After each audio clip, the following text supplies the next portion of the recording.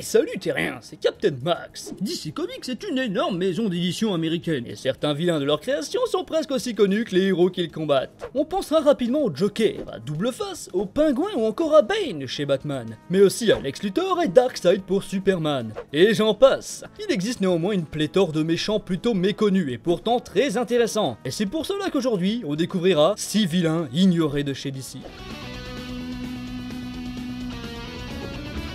Prometheus.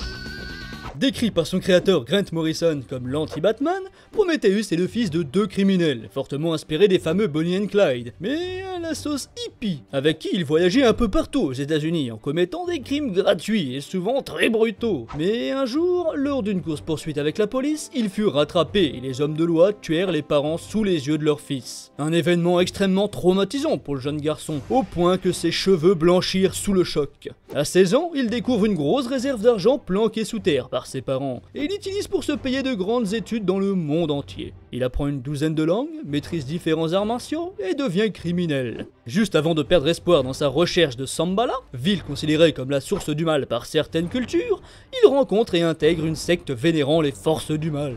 Devenant le petit favori du leader, celui-ci lui montre leur plus grand trésor. Caché sous le monastère, un vaisseau extraterrestre dans lequel il trouve une clé mystérieuse permettant de rejoindre la zone fantôme.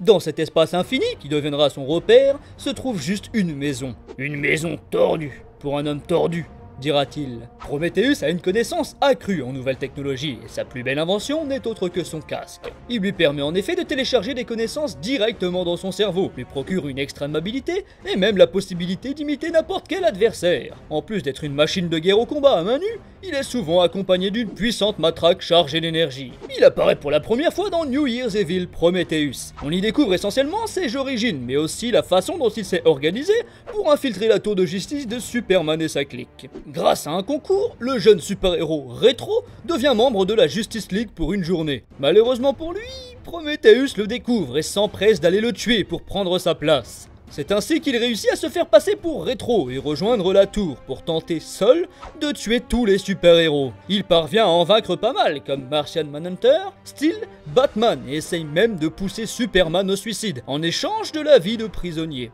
Oui, c'est Superman là en bleu. Laissez-le tranquille, il était dans une mauvaise passe le pauvre. J'en parle dans une vidéo si vous voulez d'ailleurs, vous n'avez juste qu'à cliquer sur le lien info qui s'affiche au-dessus. Mais Prometheus se fait évidemment repousser et s'enfuit dans sa zone fantôme. Il reviendra par la suite auprès de Lex Luthor et son New Injustice Gang. Bref, un super vilain avec une origin story bien sympa et une apparence très classe. Eclipso. Sur Terre en 1891, un bijoutier acquiert le cœur des ténèbres, un diamant noir qui renferme depuis des siècles un esprit ancestral baptisé Eclipso. Il découpe l'objet et vend tous les morceaux aux 4 coins du monde. Grâce aux fragments, les acheteurs peuvent réaliser leur désir de vengeance qui bouillonne au fond de leur cœur. En contrepartie, une fois la vengeance accomplie, Eclipso peut posséder leur corps pendant un temps, car cet esprit est en fait l'incarnation de la colère des dieux. Son but est de rassembler tous les morceaux pour restaurer son pouvoir d'origine, qui lui permettra de se venger des hommes en masquant définitivement le soleil.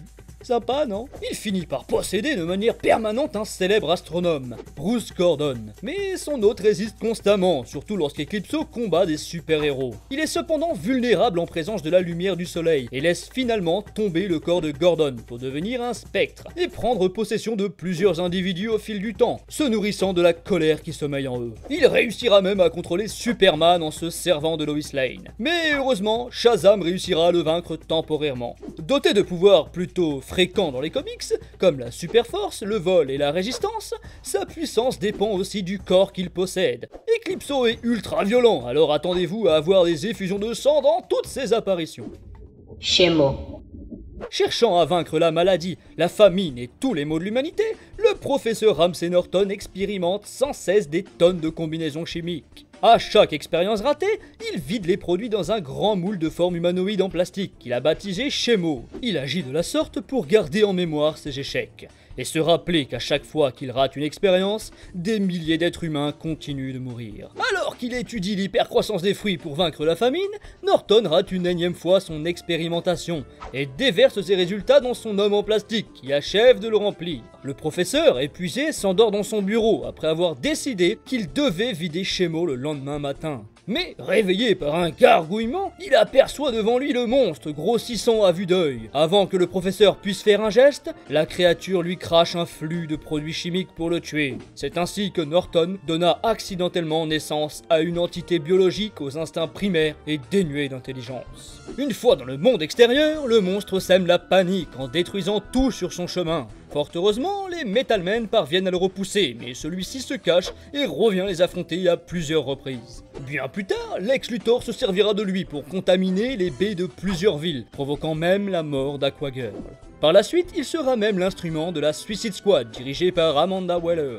Shemo est un véritable réceptacle de produits chimiques. Il peut ainsi projeter de l'acide par la bouche et absorber des radiations ambiantes afin de changer sa taille et accroître sa masse corporelle, son corps étant conçu pour contenir tout ce qu'il assimile. Il ne serait pas si compliqué à vaincre pour quelqu'un comme Superman si sa mort ne risquait pas de contaminer toute la ville.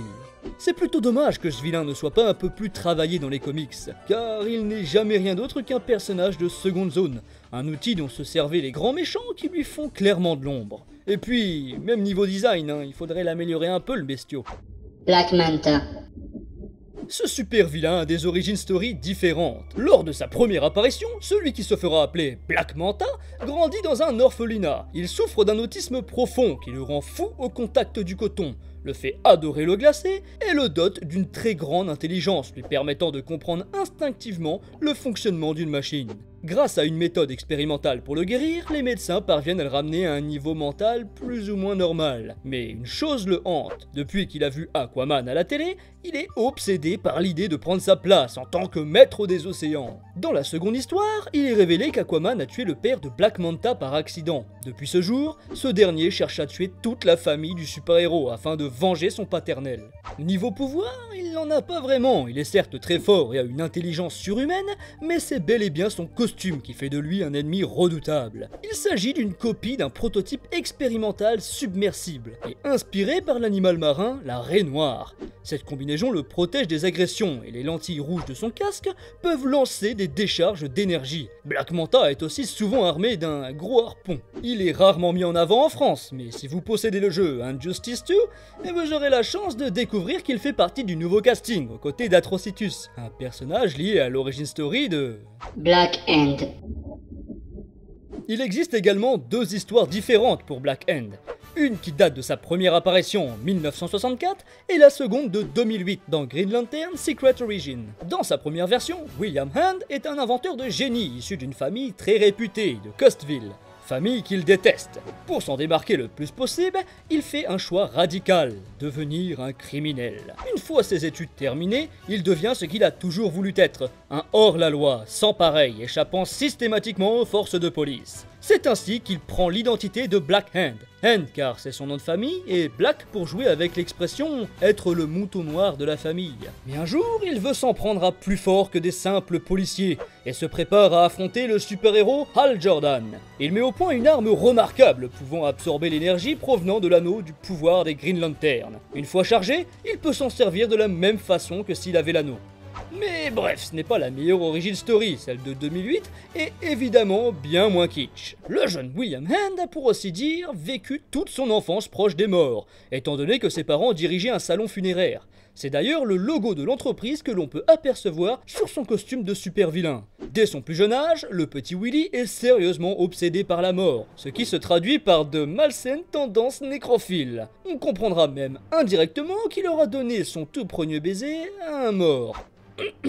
Pour lutter contre cette pulsion, il décide de se lancer dans la taxidermie, mais les choses tournent mal quand ses parents s'aperçoivent que leur fils a tué le chien pour l'empailler. Les membres de la famille tentent de le soigner, mais William les ignore, et de plus en plus, il finit par accepter son statut de mouton noir, et cachera ses penchants nécrophiles le temps de quitter la maison. Pendant ce temps, le terrible Atrocitus, redoutable ennemi des Green Lantern, construit le bâton absorbeur d'énergie, puis se dirige vers la Terre à la recherche de l'esprit maléfique, celui qui devra coordonner la Blackest Night. Il s'agit d'un plan visant à ressusciter et prendre le contrôle des héros morts afin de vaincre la Justice League. Il trouve celui qu'il cherche en la personne de William Hand, mais celui-ci prend peur et refuse de se faire manipuler par ce monstre.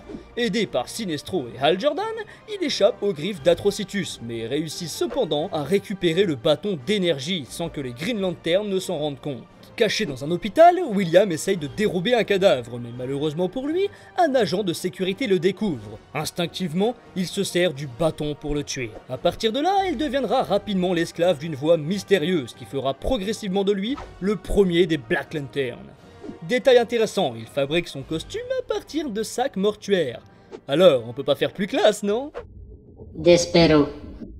Despero est né sur la planète Kalanor, située dans une autre dimension. Il a la particularité d'être pourvu d'un troisième œil, dû à des radiations générées par un réacteur nucléaire défectueux. Ce troisième globe oculaire lui permet de prendre le contrôle de ses adversaires. Il en profite pour réduire en esclavage tous les peuples de la galaxie qui croisent son chemin. Mais un jour, deux rebelles de Kalanor réussissent à rejoindre la Terre pour demander de l'aide à Flash et la Ligue des Justiciers. Malheureusement, Despero le découvre et se rend sur la planète bleue pour dominer tous les membres du groupe, à l'exception du bolide écarlate. La vie de ses amis se joue sur une partie d'échecs que l'esclavagiste galactique gagne en trichant. Cependant, sa victoire sera de courte durée. Les super-héros reviennent rapidement à eux grâce à leur pouvoir et parviennent à le battre. Pour se venger de la Ligue des Justiciers, il se rend dans les flammes de Pitar, qui lui donnera une apparence monstrueuse, ainsi que de nouveaux pouvoirs. Un monstre très charismatique, malheureusement trop ignoré. Eh bien voilà les amis, les présentations sont terminées. J'aimerais maintenant connaître en commentaire vos super vilains préférés parmi les 6 présentés aujourd'hui. Prometheus, Eclipso, Shemo, Black Manta, Black Hand ou Despero? Si tu as aimé la vidéo, n'hésite pas à liker et partager pour faire connaître un peu la chaîne et son contenu. Je vous remercie et je vous dis à très bientôt, terriens.